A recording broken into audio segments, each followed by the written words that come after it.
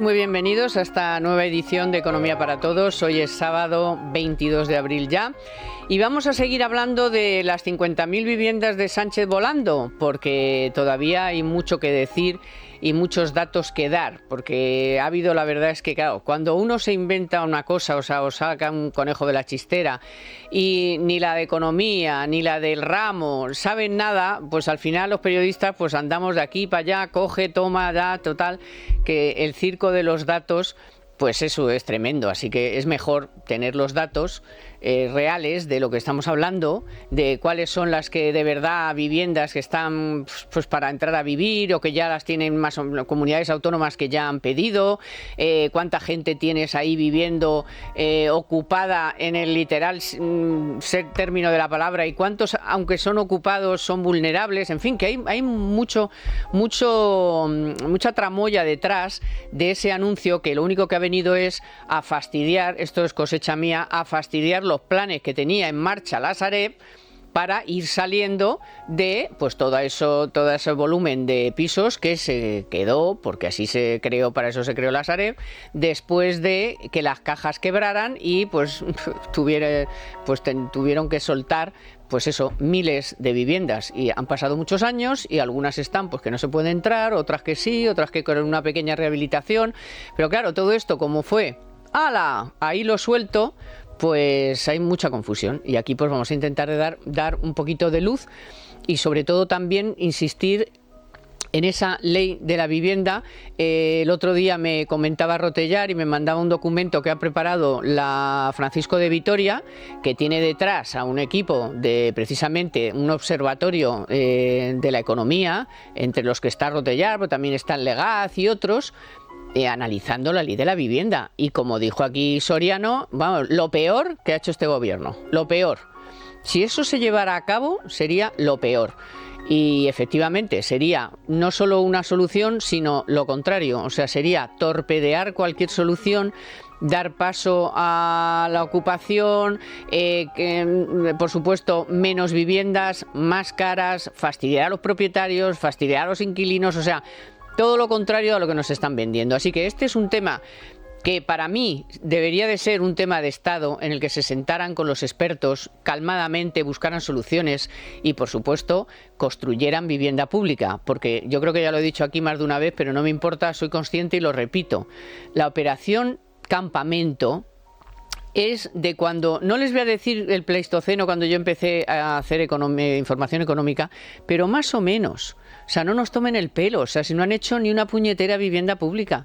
Ha hecho Madrid, ahora algunas, y ahora tiene torpedeado por el Ayuntamiento de San Sebastián de los Reyes, que es de la izquierda, pues este plan Vive que tiene la Comunidad de Madrid. O sea, que es que no hagan viviendas públicas, es que encima torpedean al que las hace.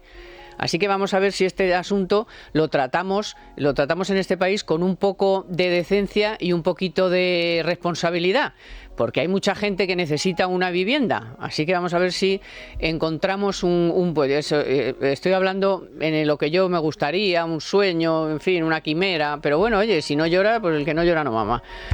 Después vamos a hablar, porque esta semana hemos escuchado a Calviño decir que, bueno, España es un modelo. ¿Se acuerdan que también éramos un modelo con la ley del solo sí es sí? Para todos somos un modelo, luego hay que cambiarlo, luego detrás es mentira. Bueno, dijo, bueno, es que a mí cuando voy ahí al fondo, bueno, me dicen, bueno, España, pero si eso es el paraíso, pero ¿cómo lo hacéis? Pero qué buenos sois, ¿cómo lo hacéis todo? Bueno, ayer salieron los datos de deuda y déficit y, por supuesto, como siempre, en el top 3-4, ahí está España con el mayor déficit, la mayor deuda, sin recuperar los niveles prepandemia. El mercado laboral es, pues yo trabajo 7 días o trabajo a tiempo parcial, en fin, todo chachi, que como decía aquella, cosas chulísimas hacen. Bueno, esto es mucho tema, pero a mí también me gustaría hacer algún apunte, no solo sobre que somos tan buenos que con la excepción ibérica y todo estamos pagando una de las luces más caras de Europa. Fíjense lo buenos que somos, madre mía. Y campaña de la renta, la gente está muy quemada porque ya saben que aunque te hayan dado el ingreso mínimo vital, encima lo tienes que poner en la declaración de la renta y que te sume como ingreso, que igual algunos mejor no tenían que hacer la declaración de la renta, no estaban obligados y ahora están obligados, aparte de que están obligados por tener 2 pagadores, pero es que encima lo tienes que meter como un ingreso a sumar a tus... igual hasta te sale a pagar. Que es que de verdad, bueno, vamos con todo esto, que es el mundo al revés. Bueno, tenían que ver aquí a Diego, Me arranco. arrancándonos aquí los dos, porque vamos a ver, con los temas tan áridos que hay, pues hay que poner un poquito de embrujo. Hombre, sí, un nos poquito tiene de embrujo. embrujado, yo creo, este tema de la Sareb, ¿no? No se sabe cuántos pisos son. O de hechizo, hasta saber. Bueno, sí que si vas a las fuentes, que lo saben, pues al final acabas sabiendo de qué estamos hablando. Entonces, por ejemplo, la Sareb tiene 21.000 viviendas en fase de comercialización o en obras para su adecuación. Punto. 21.000. 9.000 terminadas y listas para entrar a vivir. 9.000. Ya vamos bajando el listón.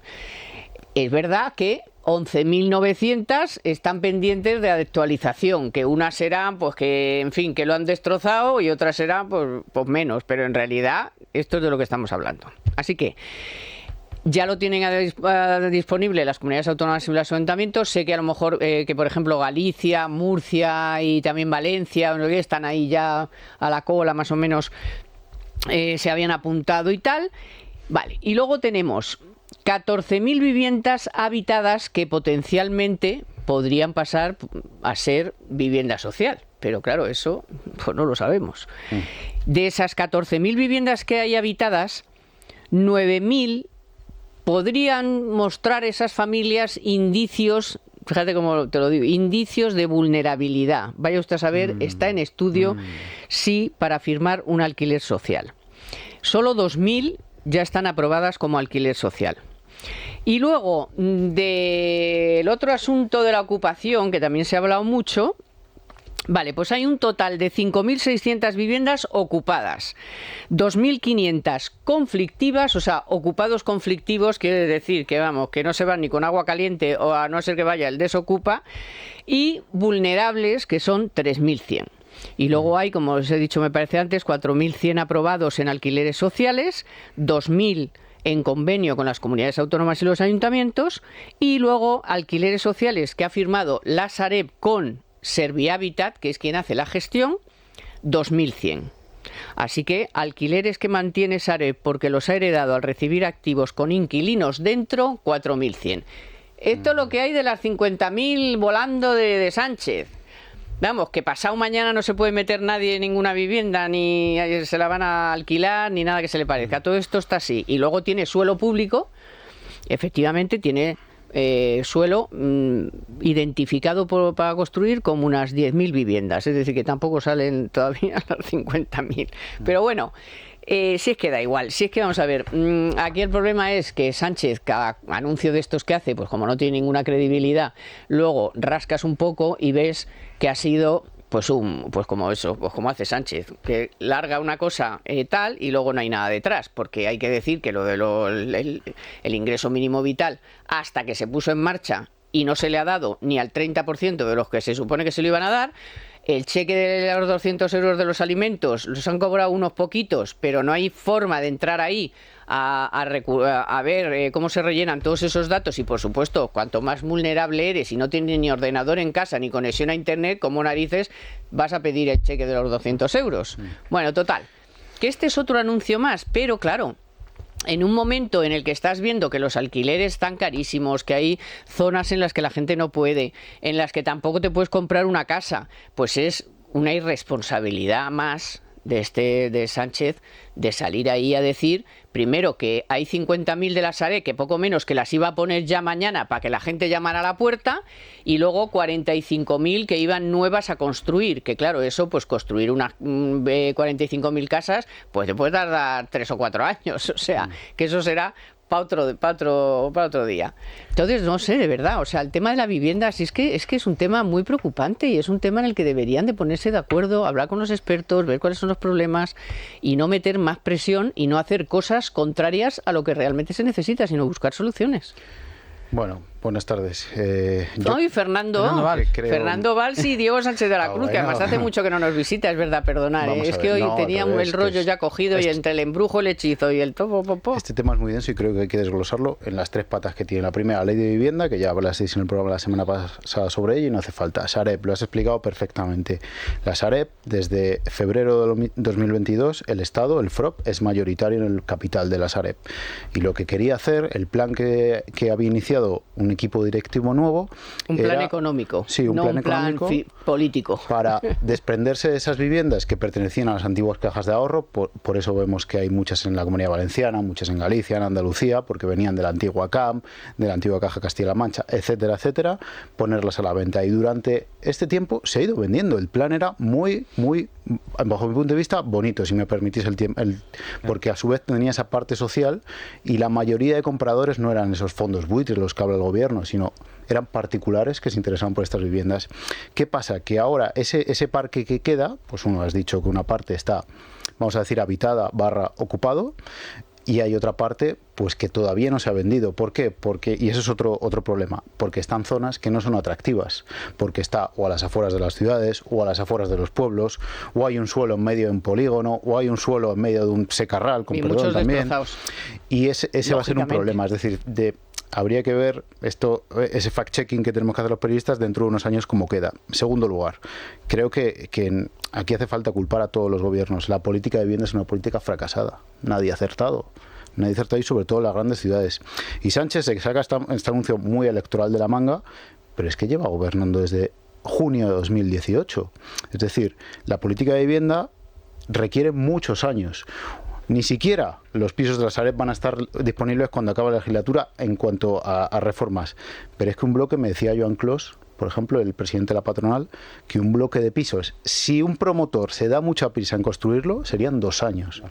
Por lo tanto, no hay tiempo suficiente para solucionar el problemón que tenemos. Es decir, a la ley de vivienda, que se va a aplicar parcialmente, porque Madrid no la va a aplicar, Andalucía tampoco, Galicia tampoco, y vamos a ver cómo queda el mapa electoral después de mayo, se suma este problema.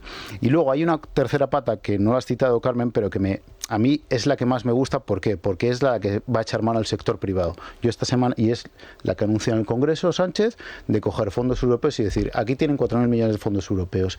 Si quieren, hablemos con el sector privado y construyamos vivienda social o compremos vivienda social para hacerlo. Y te cuento información, he hablado con Blackstone, por ejemplo, que es uno de los principales promotores, y dice, mira, eso nos gusta. Nos gusta porque ya entra la colaboración público-privada, nosotros sabemos hacer vivienda rápido y sabemos adaptar vivienda rápida, pero estamos en las mismas, va a tardar 1 o 2 años. Por lo tanto, bueno, anuncios muy electoralistas, anuncios pensando en un futuro que vete tú a saber cómo se desarrollan, porque no es sencillo, y llega tarde y mal.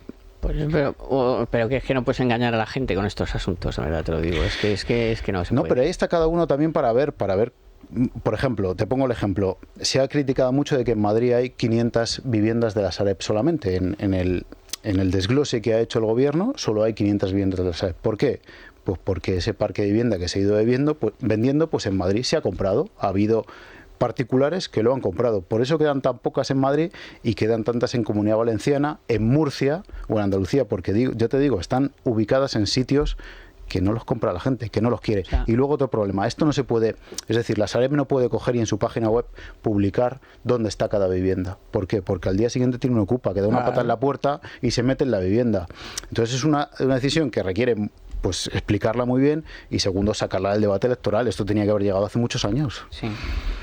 Bueno, es verdad que lo del ocupa también depende del gobierno solucionarlo. Hubo un señuelo de hacer algo al respecto por parte del PSOE y no sabemos en qué quedó, ya que han sabido apoyarse en el PP para arreglar la chapuza de la ley sí es sí y en algún otro asunto también, pues yo creo que ese sí es urgente, ya que el propio, no me lo invento, es que lo dijo Pedro Sánchez, cambió de discurso con respecto a la ocupación y luego no movió ninguna ficha, cuando hay una propuesta en el Congreso que lleva mucho tiempo dormida, pero es un proyecto del PP para tener desalojos en 24 horas, no sé si en 24 lo más acertado o no, pero hay que avanzar hacia eso, ¿no? Lo que no puede ser es el marco actual, ¿no?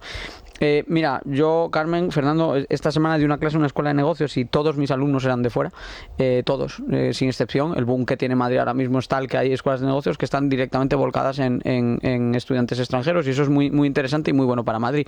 Luego les pregunté que cuánto se querían quedar a vivir en Madrid, a trabajar en Madrid y demás, y todos levantaron la mano. A mí me sorprendió, yo pensé que habría la mitad o así, pero todos. O sea, la ciudad gusta, el modelo gusta, y también se puede decir lo mismo en nuestro país en general, que es un país atractivo para venir a vivir a pesar de los errores que hay de política económica. Y sin embargo, todos coincidían en señalar la burocracia y los problemas que tienen para recibir todo lo que es acceso a la vivienda. Ya no solo papeleo, sino evidentemente la falta de oferta, y también pues todo el ruido que hay, el miedo que tienen los propietarios a dejar su vivienda en alquiler, y la situación que hemos ido creando y que hemos ido permitiendo, primero con la tolerancia con la ocupación, que en la ocupación sí hay unos 100.000 inmuebles ocupados según los estudios que se han publicado, pero no son esos 100.000, es el efecto que tiene sobre los millones de viviendas. Son el 20% de la vivienda en España que está en alquiler, y ahí eso está pesando muchísimo e influyendo en los precios. Yo creo que el gobierno acierta reconociendo al fin que hay un problema de oferta. Eso sí es un cambio de discurso interesante. Sí. Entonces, es verdad que no lo dijera hace 5 años y a lo mejor ya había algunas correcto. viviendas. El problema es que el mismo partido del gobierno, o las dos mismas corrientes de gobierno, no son los mismos partidos porque son confluencias locales, pero bueno, lo que es la derivada de Podemos en política municipal, se han dedicado a torpedear la oferta de vivienda allí donde más falta hacía. En Madrid, por ejemplo, en los años de Manuela Carmena, se paralizaron, al menos que yo pudiese registrarlo, 163.000 viviendas.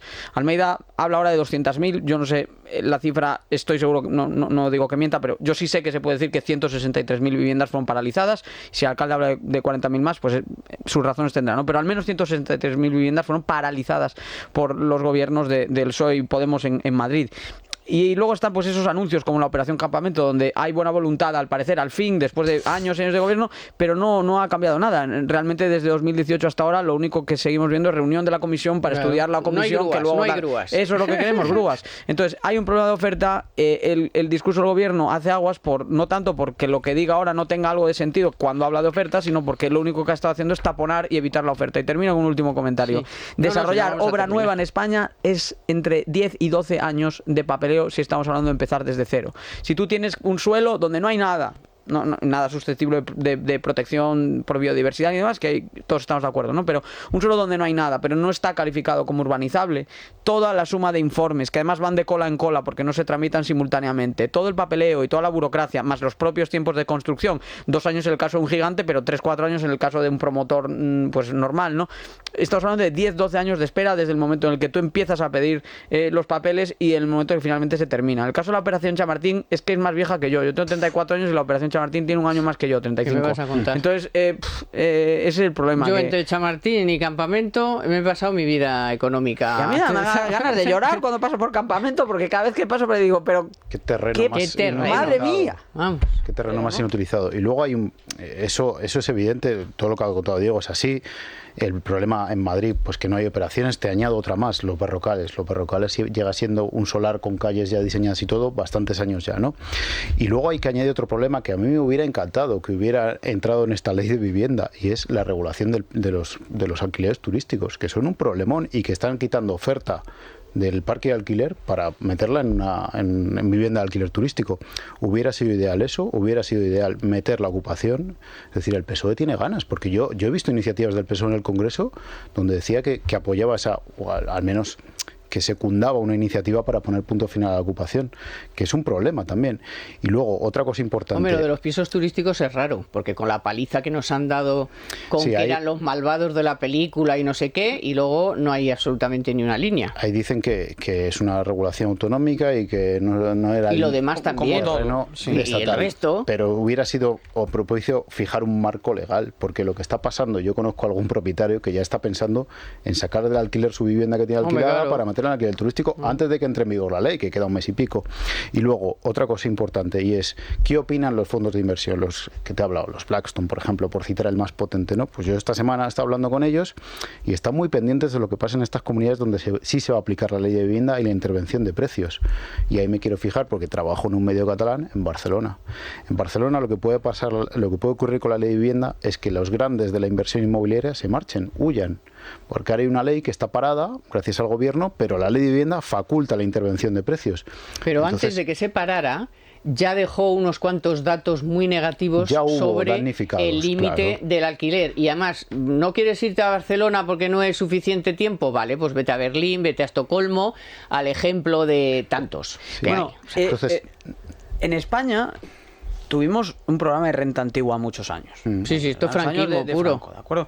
Y en el fondo eso era la congelación de los precios del alquiler, era una forma de intervenirlos, de hecho, más drástica de lo que hay. Y realmente todos los pisos y locales que conocemos de renta antigua acabaron degradados, sin inversión, en estado viejos, antiguos, deplorable y sin habitabilidad. De hecho, buena parte del centro de Madrid, que hoy es residencial, estaba lleno, está en una situación de abandono, de exclusión social y todos sabemos, ¿no? Problemas de prostitución, de delincuencia, de drogas y demás, que fueron, la verdad, parte importante de la vida social en la ciudad de Madrid en los años 80 y 90, y eso empezó a cambiar cuando se pudo regenerar ese parque de viviendas que está tan degradado. Es decir, cuando tú actúas sobre los precios de esta forma, el resultado siempre ha sido el mismo. Lo fue con la renta antigua, lo ha sido en Berlín, Estocolmo, París, San Francisco. O sea, la evidencia internacional es muy evidente, muy abrumadora.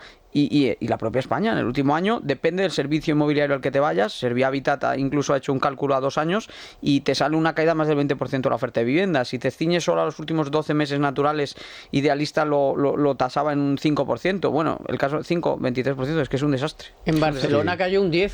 La oferta. Claro, y luego encima los precios subieron más incluso en las zonas digamos, más vulnerables, digamos, sí, que en las casas de los que pueden pagar más alquiler. O sea, el mundo al revés, o sea, todo al revés. ¿Pero por qué? Al revés. Porque la gente retira del mercado ese piso y lo pone. Entonces, eso es lo que puede pasar, que Barcelona puede provocarse el efecto contrario. Digo Barcelona, digo Valencia, digo Palma de Mallorca, problemas ya con una emergencia habitacional increíble. Bueno, vamos a ver, pero yo creo que no es una buena ley y creo que va a haber problemas. Vamos a seguir hablando, que es que todavía queda mucho detrás, porque tampoco hemos comentado que en la Sareb sí es mayoritario el Estado, pero un 40 y pico % está en manos de bancos y aseguradoras privadas. ¿Que han llegado a algún acuerdo con ellos? ¿Han hablado con ellos? ¿O le van a expropiar los activos? Bueno, pues bienvenidos a los 8 días de oro del Corte Inglés. Solo hasta el 23 de abril tienes más de 600 marcas con hasta un 30% de descuento. Esta primavera viene cargada con descuentos en todo lo que necesitas, así que ¿estás preparada? Pues dale un nuevo aire a tus looks con los complementos de la temporada. Llévate con un 30% de descuento una selección de accesorios de Latouche, bolsos y carteras de Abachino, Kipling y Desiguala, además de una selección de bolsos y marroquinería de Joe and Mr. Joe. Y ningún look estará completo sin los zapatos a la moda, como los de esta selección al 30% de marcas como Alpe y Mustang, Latouche y los zapatos infantiles Geox. Ya es hora de los detalles finales, como un reloj de Bering. Toda la marca tiene un 25% de descuento. ¿A que no ves la hora de ir a por ello? Pues ala, métete de lleno en los 8 días de oro entrando en nuestra app El Corte Inglés. Descubre el modo en tienda, donde podrás consultar todas las marcas, productos, servicios de tu tienda favorita o más cercana, comprar, recoger tu pedido en tan solo 1 hora. Todo esto y mucho más en accesorios, moda mujer, hombre e infantil, deportes, belleza, hogar, hasta el 30% de descuento en más de 600 marcas, solo hasta el 23 de abril. Entra ya en los 8 días de oro del Corte Inglés en tienda, web y app. Hoy con Banco Santander vamos a hablar de la colección Banco Santander y el lanzamiento de la segunda edición de un programa de investigación. Miren, seguramente muchos de nosotros alguna vez nos hemos parado ante una obra de arte, da igual, una pintura, una escultura, un tapiz, y sí, la hemos admirado y la hemos interpretado, pero a nuestra manera, claro. Pero ¿cuánto sabemos realmente sobre ella más allá de lo que ponen los libros? Las obras de arte siempre cuentan una historia, la de un país, la de una época, la de un personaje. Solo hay que saber extraer esa información escondida, porque no todo está a simple vista. Los museos, conscientes de la importancia del arte, albergan algunas de las mejores obras del mundo, pero también hay entidades privadas que cuentan con una selección de pinturas, esculturas o tapices, como la colección Banco Santander, formada por más de 1000 obras de arte, las cuales han ayudado a comprender cómo ha evolucionado la historia de España desde el siglo II a.C. Pero para para poder obtener esta información, Fundación Banco Santander necesita de gente que estudie su colección. De hecho, tiene un programa que se llama Investiga Colección Banco Santander, cuya segunda convocatoria ya está abierta y va precisamente de eso. Hoy tenemos con nosotros a Jesús Félix Pascual, que es investigador de la primera edición y que nos va a contar amablemente de qué va este programa y cómo, bueno, para que nos lo cuente. Así que buenas tardes, Jesús. ¿Qué tal? Buenas tardes, Carmen, ¿cómo estás? Muy bien. Bueno, estamos contando precisamente, me parece muy interesante, todo sobre la colección de arte que tiene Banco Santander, nada menos que 1000 obras, y ese programa Investiga Colección Banco Santander, que tú conoces perfectamente porque estuviste en la primera edición, ¿no? Sí, efectivamente. Fuimos porque el equipo lo integramos otro compañero, Miguel Ángel Salama, y yo mismo, y fuimos uno de los proyectos seleccionados en la primera edición, efectivamente. ¿Y qué necesitaste qué se necesita para acceder a este programa de Banco Santander?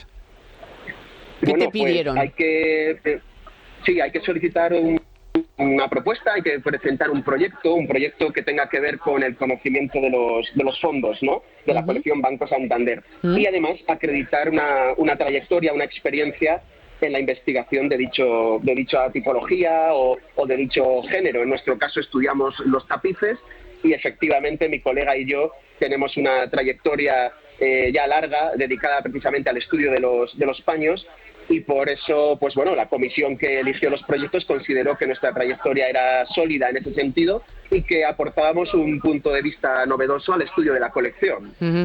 Y para realizar esa investigación, ¿qué ayuda os ofreció el banco? Bueno, la primera y más importante.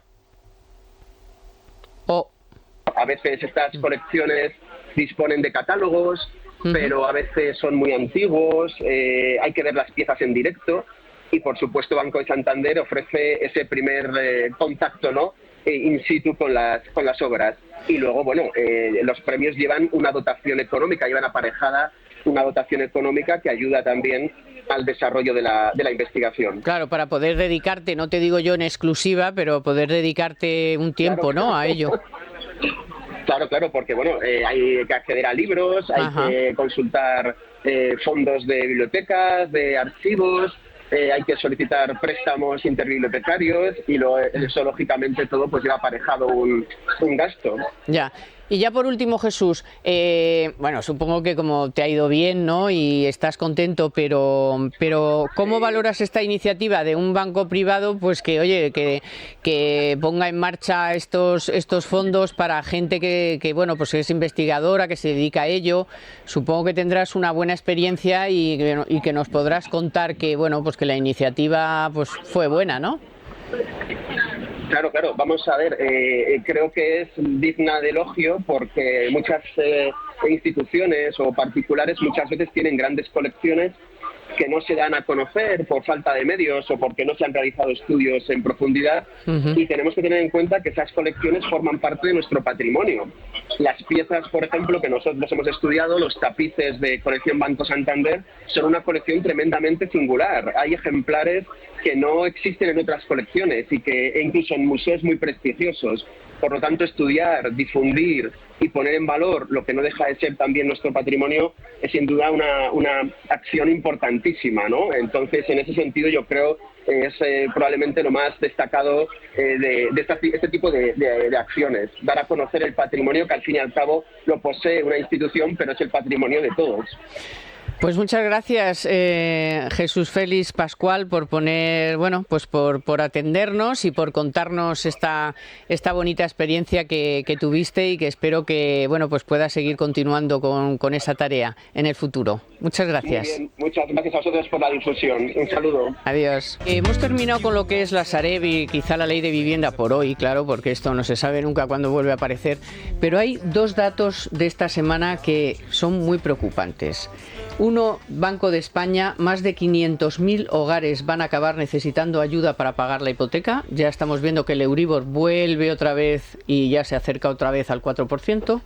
Y otro dato, que no sé si detrás hay mucha chicha o cosas de estas de Europa que a veces suelta alguien y no se sabe muy bien, pero que lo de fijar el límite del alquiler amenaza la llegada de fondos europeos. Sí. No sé qué sabéis de estas dos cosas. Llevamos desde que se aprobaron los fondos europeos, sí. va a haber, Bruselas va a meter mano aquí, Bruselas no Sí, va a sí, permitir sí, sí. esto, Bruselas va a permitir todo, porque desde que pasó lo que pasó en Grecia, Bruselas no se va a meter en nada. Esto es cosa de los españoles, que lo arreglen los españoles. Eso es así. Bueno, yo sobre las hipotecas a tipo variable que por la subida del Euribor, yo considero el problema aún mayor que el del precio de los alimentos. ¿Por qué? Porque a una familia, si le sube la cesta de la compra cada vez que va al supermercado, pongo una cifra, 5 euros, pues al cabo del año es un dinero. Pero una subida de una hipoteca tipo variable media, la subida media puede ser de 2.000, 3.000 euros al año. Eso son muchos euros al mes y eso va a ahogar a mucha gente, como dice el Banco de España. Yo esta semana tuve la oportunidad de hablar con Calviño, con la vicepresidenta Calviño en los pasillos del Congreso, y le dije que para mí este era lo que estoy contando aquí, y me dijo que ya no veía un problema. Es decir, el gobierno no tiene ninguna intención de intentar solucionar el problema que sufren millones de familias. Yo ya digo que ese es el peor problema, junto a la sequía, que seguro que luego la repasamos. Yo creo que es el gran reto que tiene el gobierno, y como siempre en todas las medidas arrastra los pies, porque las medidas que hay en vigor, que es un código de buenas prácticas que los bancos se han acogido, los bancos son los primeros interesados en que la gente le pague lo que debe. Claro, mira la Sareb. Y si tiene que reestructurar la deuda, lo hace, por supuesto. O sea, a los bancos no se le debe demonizar, pero sí tiene que haber una ayuda de un gobierno que arrastra los pies y que aprueba ayudas que a veces son inservibles. La que has citado de los 200 euros se empieza a cobrar, es inservible. La de la gasolina fue inservible. La amplia mayoría son inservibles y no logran controlar esa inflación que se va a disparar. Y lo del Euribor, vale que España, por el efecto base que todos conocemos, esté el IPC al 3,5%, pero es que en Europa supera los 2 dígitos y el BCE no va a parar de apretar hasta que no llegue al 2%, es decir, la travesía. Ahora está pensando subirlo un poco, porque ya ha visto que la cosa se complica. Pero vamos, da igual, que si es el 2 o es el 3. La travesía que nos espera, porque además el problema es la subyacente, claro, que es la que está disparada en todos los países, incluida España, que sí, cuando nos da tal, hablamos de la general, cuando no de la coyuntural, y cuando no de la intermensual, y cuando no de la subyacente, el paro menos. Desestacionalizado. El IPC subyacente y la tortilla con cebolla. Sí, pero por esos tres tenemos que pasar ya el criterio de calidad. Subyacente ahora no, ya no les interesa al gobierno la subyacente. No, pero digo yo que si no digo bien, porque, o sea, miremos el paro desestacionalizado y miremos el IPC subyacente. Como al final en España ha habido... ¿Has dicho sin cebolla la tortilla? No, con cebolla. Por favor. Hay consenso, ¿no? Por favor. Bien, perfecto. Vamos, es que me había parado y digo, vamos. No, mirad, o sea, el dinero que se inyectó en España a través del Banco Central y que entró vía gasto, ¿no? Fue de aproximadamente unos 280.000 millones de euros en los últimos años. Es el dinero que no hemos generado vía ahorro ni vía inversión. Es el dinero de nueva creación que ha entrado en España. A calentar bien la ha calentado. ¿Por qué no lo calentó otras veces? Porque la economía no se hundió como se hundió con la pandemia, ¿no? Hemos tenido años en los cuales, el peor año de la crisis anterior, la caída del PIB había sido un 3,5, que es muchísimo, pero comparado con un 11 es 3 veces menos. Sin embargo, esta vez el haber inyectado en menos tiempo más estímulo monetario y con una economía que se estaba cayendo y que ha caído tanto, ahora nos obliga a digerir ese golpe. Y si el golpe de 280.000 millones de euros, más o menos, podemos estimar que supone, más del 20% del PIB, y la inflación que llevamos acumulada ya es de aproximadamente el 13-14%, la renta de los españoles, es fácil prever que ya hemos alcanzado un punto intermedio en el proceso de inflación, pero también que nos queda una larguísima travesía en el desierto de al menos un año y medio más, en el cual los precios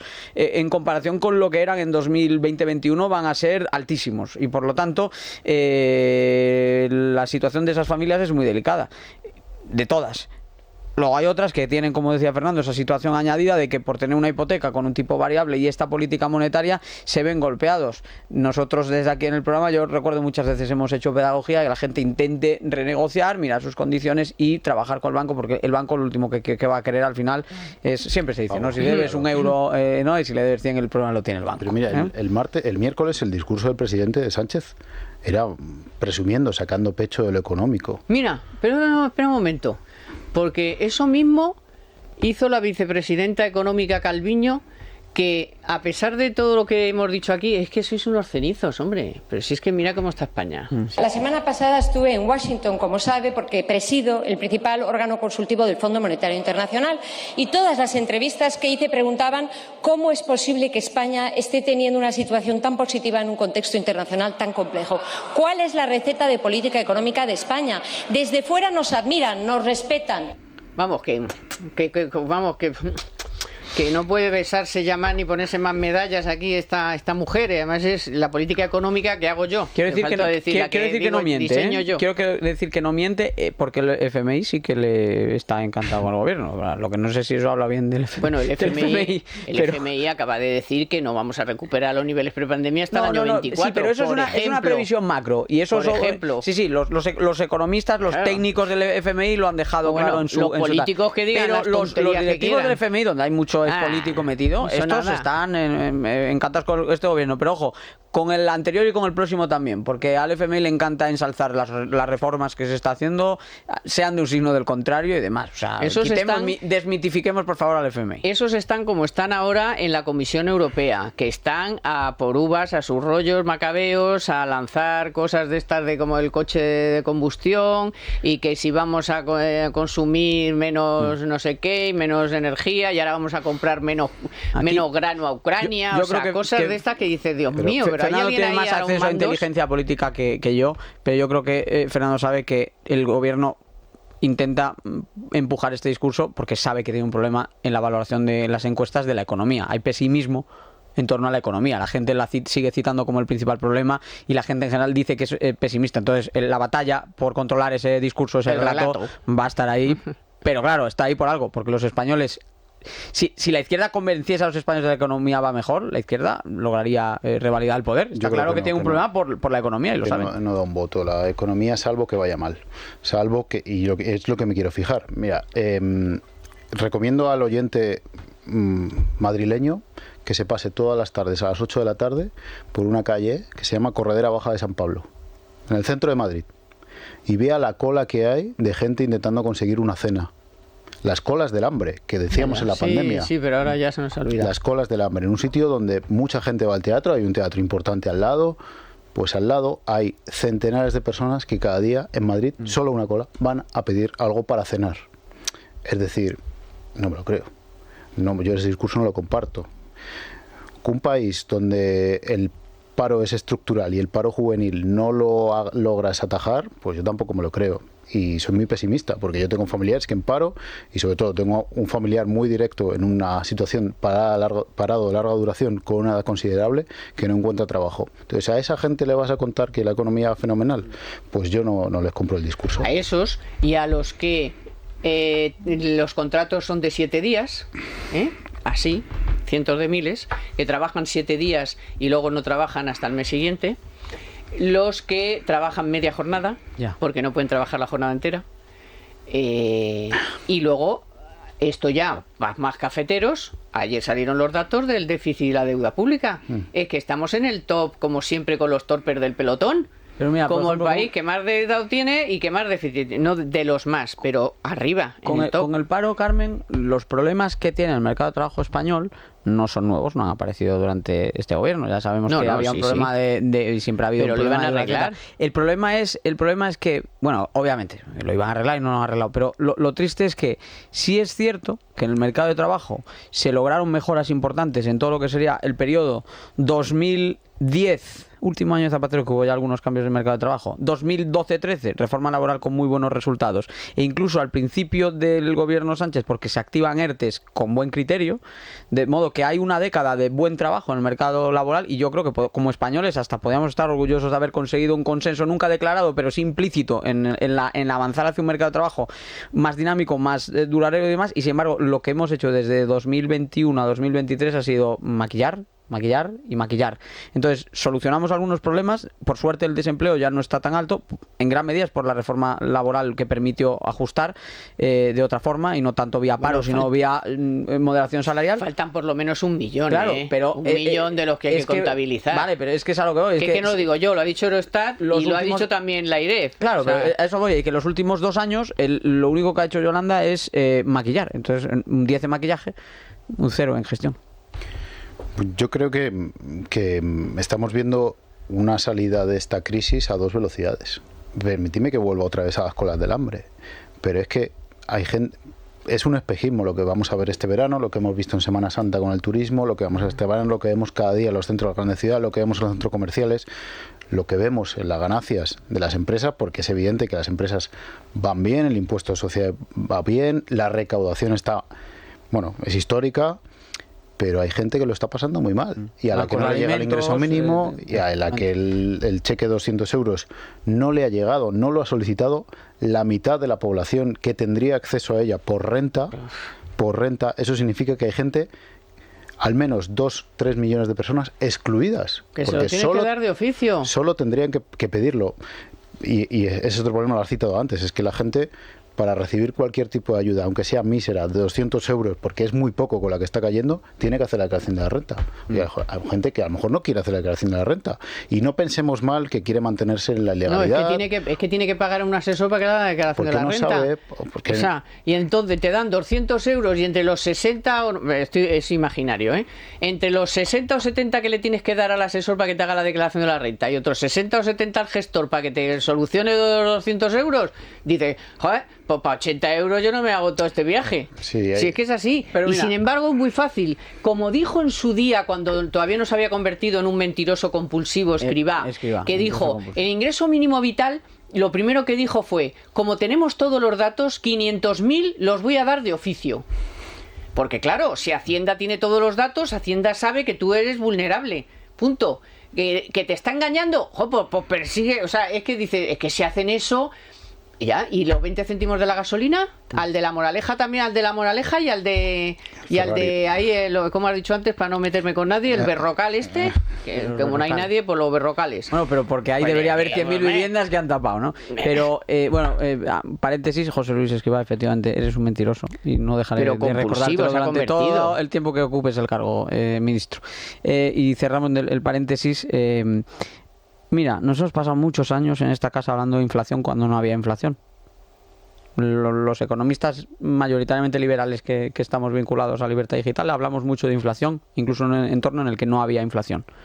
Pero alertábamos de que la política monetaria lo podía generar y que estamos jugando con fuego. El problema de la inflación no es que vaya a aparecer enseguida o que continuamente estemos viendo crisis inflacionistas. El problema es que como te comas una crisis inflacionista, dejas marcada a una generación y media. Pierdes en 2-3 años la renta de 10-15. Vuelves atrás en el tiempo como una máquina de generar pobreza y de debilitar a la clase media y hacer que la renta media baja que estaba mirando para arriba ya esté mirando para abajo. Entonces, me da lástima, ¿no? Que no haya calado más ese mensaje y que no le hayamos tenido ese respeto a la inflación. ¿Por cuántas veces habremos dicho aquí que la inflación es el impuesto de los pobres?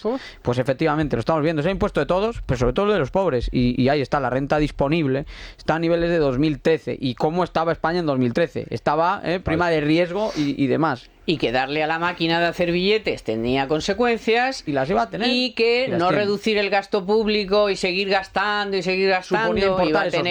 iba a tener sus consecuencias, que son estas, que además ahora, como muy bien apuntaba Fernando, claro que vamos a hablar porque es otro de los peligros que tenemos acechándonos ya, pero ya no es que nos esté, es que nos está soplando en la oreja, que es la sequía. O sea, pero vamos a ver, que no es una cosa que nos ha venido de sopetón, que no, es que ustedes tienen armas, herramientas para saber que si en invierno no ha llovido, y pueden hablar con expertos para saber que en estos meses tampoco iba a llover y cómo estaban los pantanos y cuánto tiempo se necesita que llueva para que esos pantanos se recuperen y cuánta agua necesita nuestro campo. Entonces ustedes no han hecho nada y ahora dicen, ay, que ahora nos viene una sequía. Es que es todo así, es que es todo como... Pues, no se podía saber.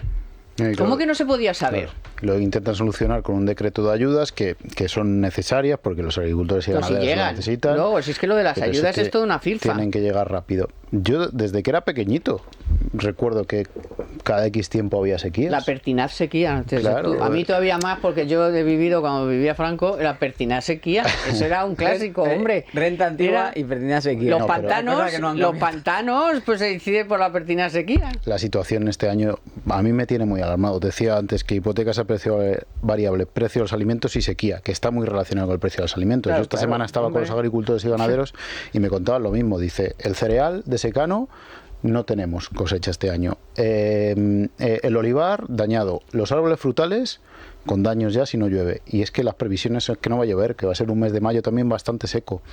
Por lo tanto, bueno, pues una situación complicada, efectivamente. Esto sí que requiere un pacto de Estado. Hombre, Esto sí que requiere un pacto el de agua, Estado. que es como el del agua, es el pacto del agua. El agua. Es el pacto del agua que tiene que ver con la y esta sequía. política Y lo que no puede se hacer dice- la señora vicepresidenta ecológica esta, como se llame, Teresa Rivera. sí, que es decir que se destruya un pantano en Valdecaballeros, Eso encima. no, O sea, eso es que no solamente va a cerrar las centrales nucleares, sino que encima quiere destruir pantanos. Eso es exactamente a lo que yo quería ir, que son políticas, en este caso medioambientales, climáticas, como lo queramos llamar, que se dictan desde la ciudad, pero se hacen de espaldas al campo. Claro. España, el año pasado en Europa se derrumbaron 240 presas y represas, ¿no? Embalses. En España se hizo el 60% de esas demoliciones.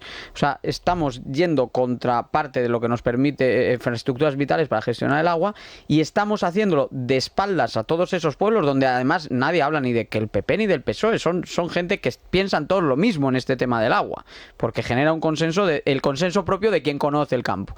Y luego de verdad nos sorprende que se vacíe en algunas zonas de España y que haya zonas del rural donde efectivamente ya no queda pues nada de lo que vivir y la migración a la ciudad es la única solución, pues no me sorprende.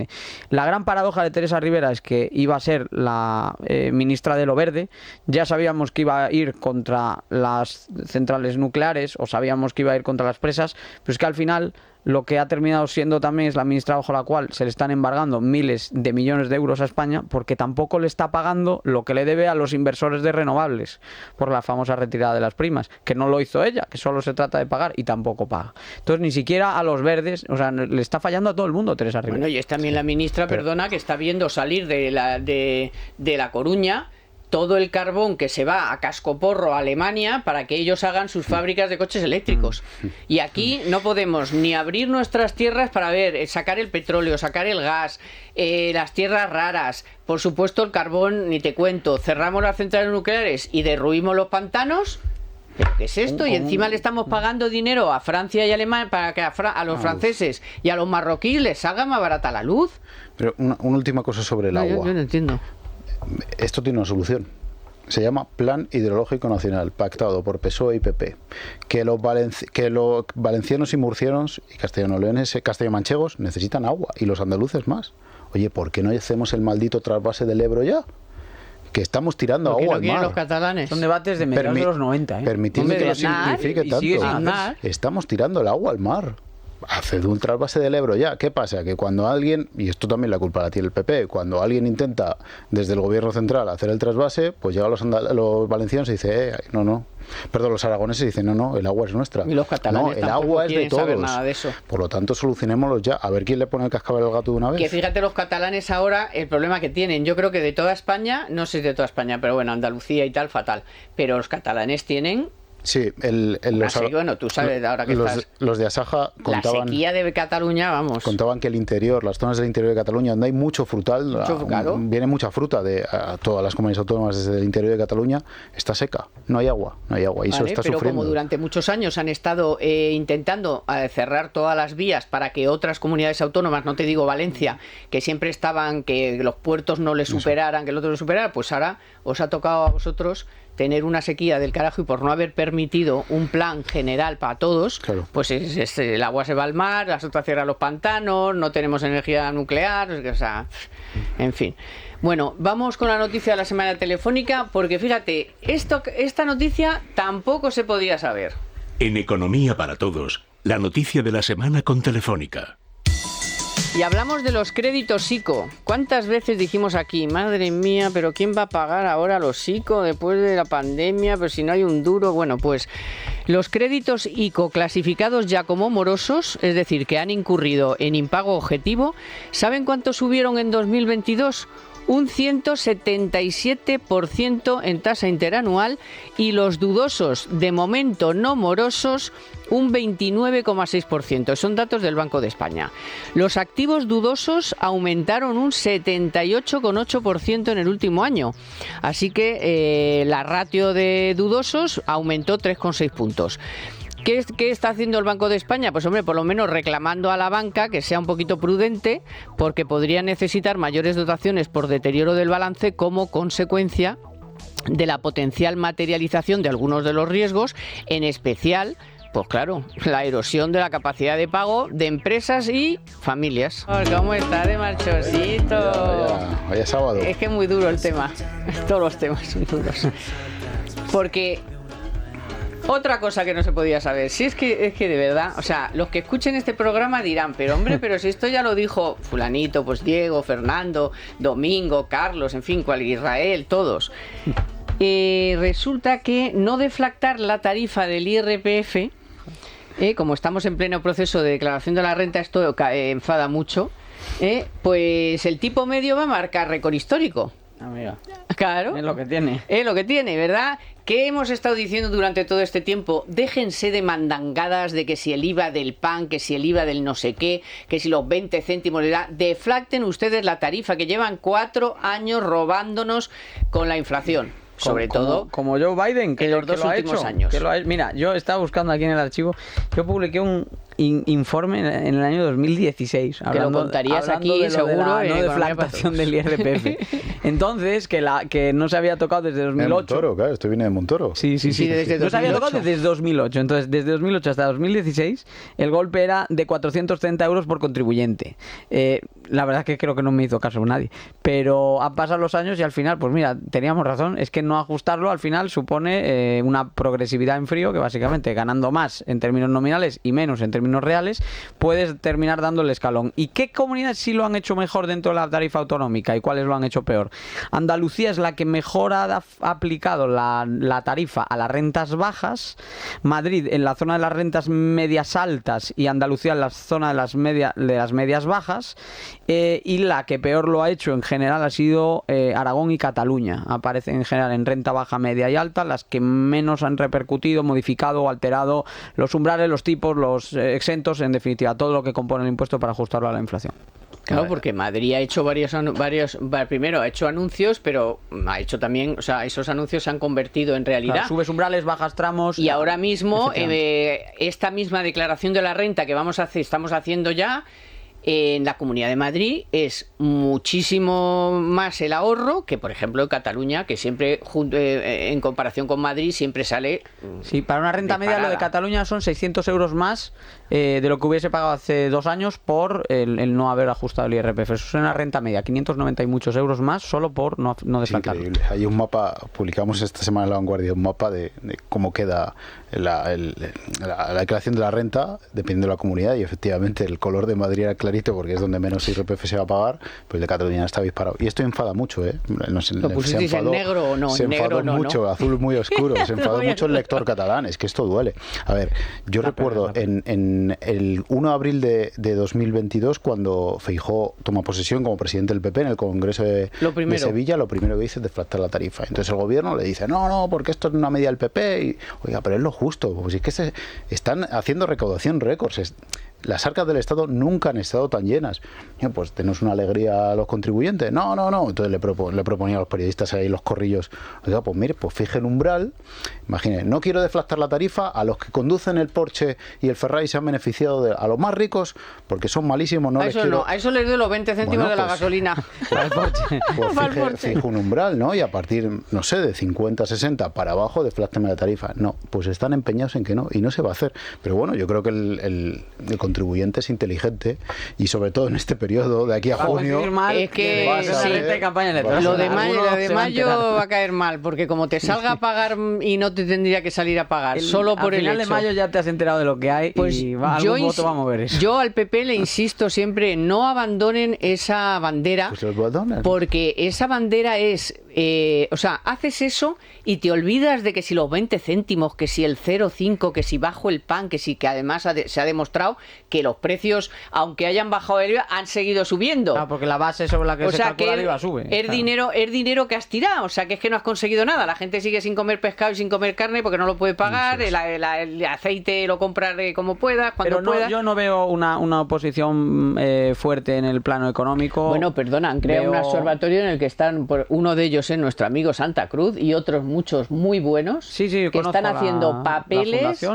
haciendo papeles con números Pues que no por ahí los tienen que ir conocemos los todavía, tiros, pero por los ahí tienen que ir los conoceremos. tiros. Sí, tiene una fundación nueva, pero bueno, pero es que cómo ha estado el Partido Popular todos estos años sin gobernar y sin ser una alternativa de gobierno clara en clave económica. Pues ¿no? si se han estado peleando, sí, es que ¿de qué PP me hablas? Bien, ¿Del bueno, antes, del de ahora, del anterior claro. y del actual. Del anterior y del Sí, actual. el PP lo que tiene un déficit en varios asuntos de Estado y la economía evidentemente es uno. ¿Cuál es el plan de Feijóo para su próximo gobierno Están en en materia ello. económica? O sea, ¿Cuál es? lo fían a Te que digo tienen, yo que están en tienen ello, técnicos muy buenos a su Muy alcance. Hay buenos. gente como, o sea, hay un Román Escolano en la vida y como ese tienes 10 en su órbita, gente muy preparada, muchos Fernández de Mesas, muchos Gregorios Izquierdos, hay economistas que han estado al servicio del PP y probablemente podrían volverse a poner, bueno, al servicio del país, digamos, ¿no? Pero con un gobierno del PP seguro que sí. Pero la cuestión no es esa, la cuestión es que el partido, mientras tanto, no puede estar solamente Juan Bravo pasando por las televisiones. No, pero es que hace falta un plan yo creo mucho que más eso cambiará. completo, ¿eh? Yo creo que sí, que vamos, ojalá, ¿no? Es lo que tienen que hacer, pero bueno, están en ello. Yo creo que la gente que han metido ahí en esa fundación, que están, todos esos que has dicho, vale, muy clásicos, pero hay gente ahí que está acostumbrada además a vender o sea, a estar en los medios, no son solo ratitas de laboratorio. explicarlo. Explicarlo, porque luego eso hay que explicarlo, todos los números y todo hay que explicarlo bien, no como hace Sánchez que lanza 50.000 y ahí te volando. Os doy un nombre y acabamos. Pablo Vázquez, economista de referencia en el que se fía mucho Feijóo. Pablo Vázquez, sí. Sí, Vale. presidente de la fundación. Nosotros nos fiamos más de nuestro Santa Cruz. Bueno, está con Bueno, él, o sea que claro que sí. está Venga, alineado. muchas gracias, Diego, y bienvenido de nuevo, y no te tardes tanto en volver. Y tú también, Fernando, Gracias. bienvenido, que tengáis el resto del fin de semana bueno. Gracias, Víctor San Román en la producción, la musiquita de hoy. ¡Mua! Gracias también a Naya Pertusa en la producción y a vosotros también, compañeros de Libertad Digital Televisión, porque ya saben que en breve, a las 3 en punto, pueden ver el programa en Libertad Digital Televisión. Les esperamos el próximo sábado. Muchísimas gracias por acompañarnos y que sean felices. Economía para todos con Carmen Tomás.